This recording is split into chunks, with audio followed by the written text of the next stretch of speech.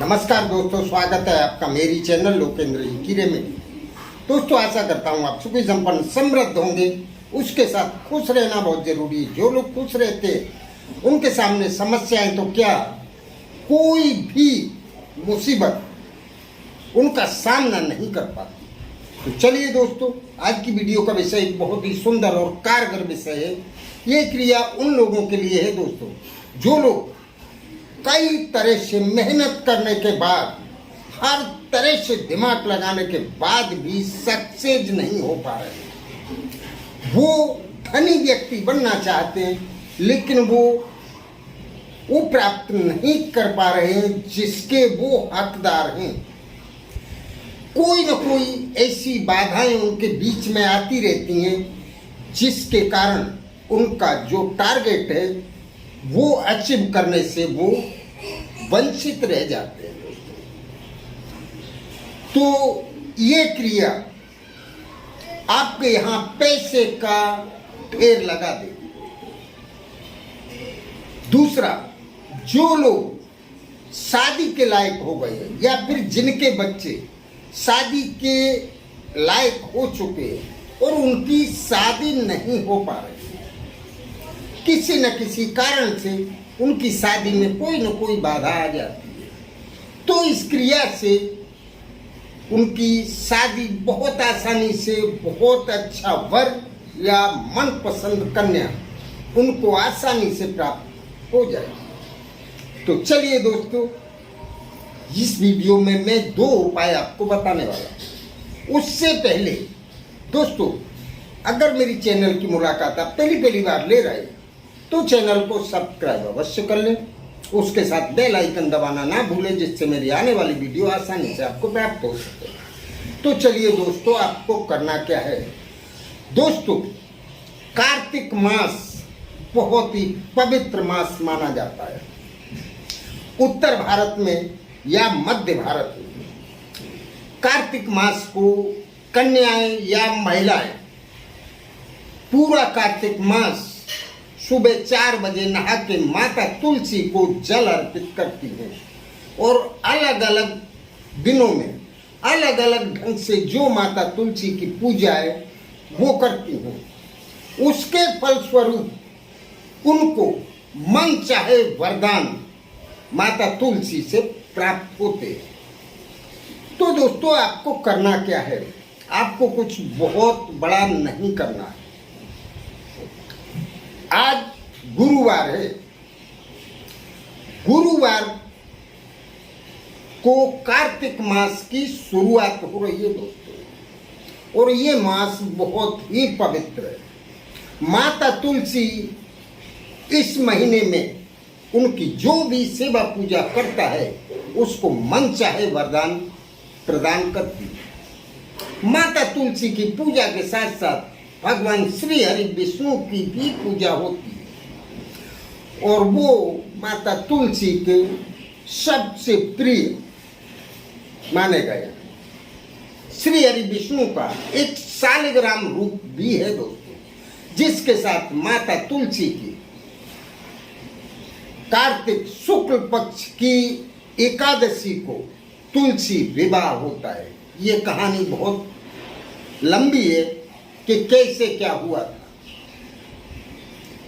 वृंदा को वरदान दिया था भगवान श्री हरि, और उसके फलस्वरूप कार्तिक शुक्ल पक्ष की एकादशी को माता तुलसी का विवाह भगवान शालिग्राम के साथ होता है। तो आपको क्या करना है, कार्तिक मास के पहला दिन गुरुवार पड़ रहा है दोस्तों। ऐसा संयोग बहुत कम देखने मिलता है।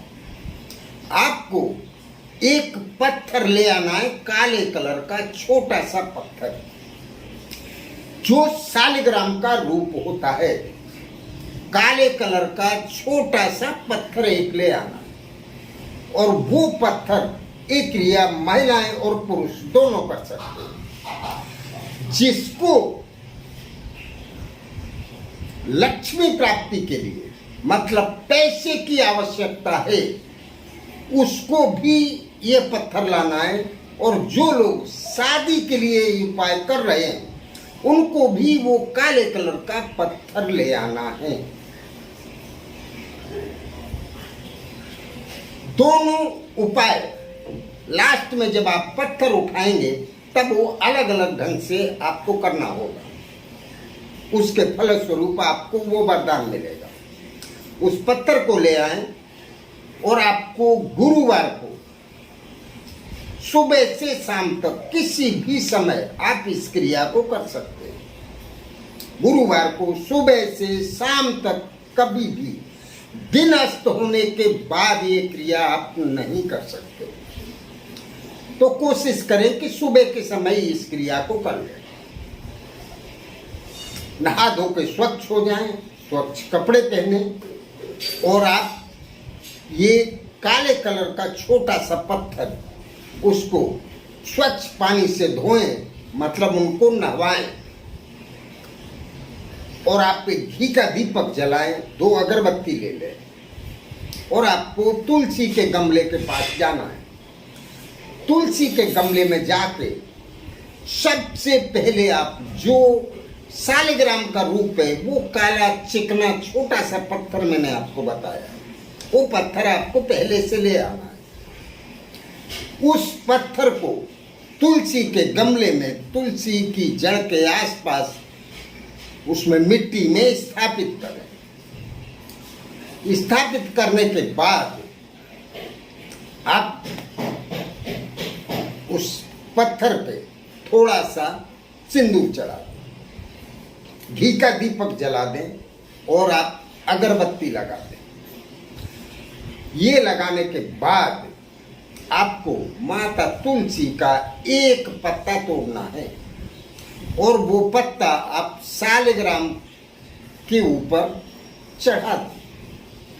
चढ़ाने के बाद आपको एक मंत्र का 11 बार जाप करना है।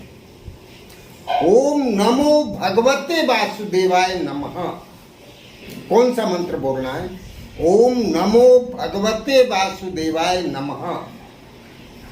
बस ये मंत्र आपको 11 बार बोलना है, वहीं खड़े रहते। मंत्र बोलने के बाद आप माता तुलसी के कुंडे की एक फेरी लगाएं, अगर फेरी लग सकती है तो। अगर कुंडा कहीं दीवार से या इस टाइप से गमला रखा है तो आप फेरी नहीं लगा सकते, तो आपको हाथ जोड़ के प्रार्थना करनी है। आपने जिस उद्देश्य से सालिग्राम की स्थापना की है तुलसी के गमले में, उस उद्देश्य को ध्यान में रखते हुए आप माता तुलसी को बोले कि आपको क्या चाहिए। अगर आपने शादी के लिए किया है तो फिर आप वो बोलें, और अगर आपने पैसे की आवक बढ़ाने के लिए ये किया है तो आप वो बोलें। बस आपको हो सके तो शुक्ल पक्ष की एकादशी तक आप रोज 1 लोटा जल और 1 तुलसी का पत्ता सालिग्राम पे रोज चढ़ाते रहे। एकादशी के दिन दोस्तों तुलसी विवाह होता है।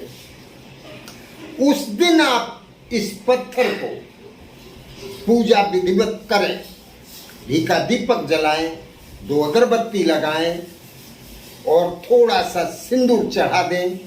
उसके बाद 1 तुलसी का पत्ता चढ़ा दें सालिग्राम पे।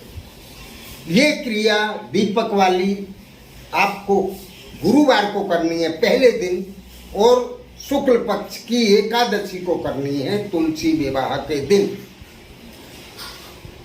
तुलसी विवाह के दिन एकादशी को आप इस पत्थर को वहां से उठा लें। अगर आपने पैसे के लिए ये पूजा किया है तो आप इस पत्थर पे जो आपने तुलसी का पत्ता चढ़ाया है उस पत्ते के साथ सालिग्राम को उठा लें वहां से, और आप एक सफेद कलर के कपड़े में, रूमाल साइज का नया कोरा कपड़ा होना चाहिए, उस कपड़े में रख के और बांध के आप इसको अपने धन स्थान में रख दें, तिजोरी में रख दें, जहां आपके कीमती गहने और पैसे रहते। उस जगह रख दें। अगर आपको पैसे की आवक बढ़ाने के लिए किया है तो, अगर आपने शादी के लिए इस उपाय को किया है तो आप इस शालिग्राम को एक तुलसी के पत्ते के साथ उठा के प्रार्थना अलग अलग करनी है दोस्तों। आप अपने किसी पर्स में या फिर किसी ऐसे स्थान पे रखें जिस